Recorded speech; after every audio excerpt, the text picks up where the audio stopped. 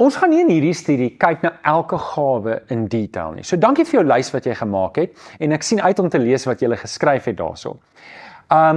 Vir 'n lys en betekenis van die gawes, gaan laai die Bybelstudieboekie die Heilige Gees af. Die laaste 3-4 hoofstukke gaan oor elke gawe en dit gee so opskryf van wat dit beteken en hoe dit van toepassing is in die kerk. Maar wat ek wel hier wil doen is, ek wil 'n definisie gee van wat 'n geestelike gawe is.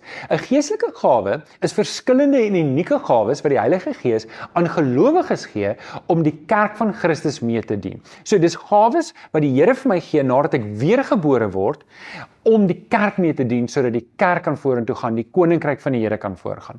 So, wat is gawes nie? Gawes is nie talente nie. Talente is tipies iets wat my genetika vir my mee help waarmee ek gebore word. Vermoëns is skillset wat ek opbou oor jare. En talente en vermoëns is iets wat ek kan hê al is ek nie 'n gelowige nie. Ervarings dieselfde. Almal van ons stap 'n pad tot hier en goed gebeur in ons lewens en daai ervarings maak op wie ons is en hoekom ons is waar ons is.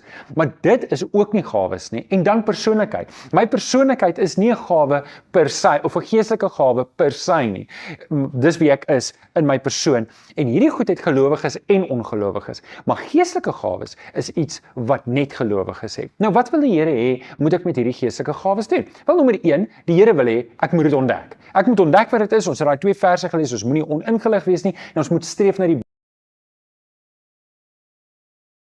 Wanneer ek my gawe kry en ek is besig om dit toe te pas en gebruik, natuurlik beteken dit nie elke gawe wat ek het, gaan ek vir die res van my lewe hê nie. Partykeer gee die Here vir my 'n gawe omdat dit nou nodig is binne die seisoen waar die gemeente is. Partykeer gee die Here vir my 'n gawe vir 'n langer termyn en ek moet dit ontwikkel as dit die geval is. En dan nommer 3 is, ek moet dit gebruik.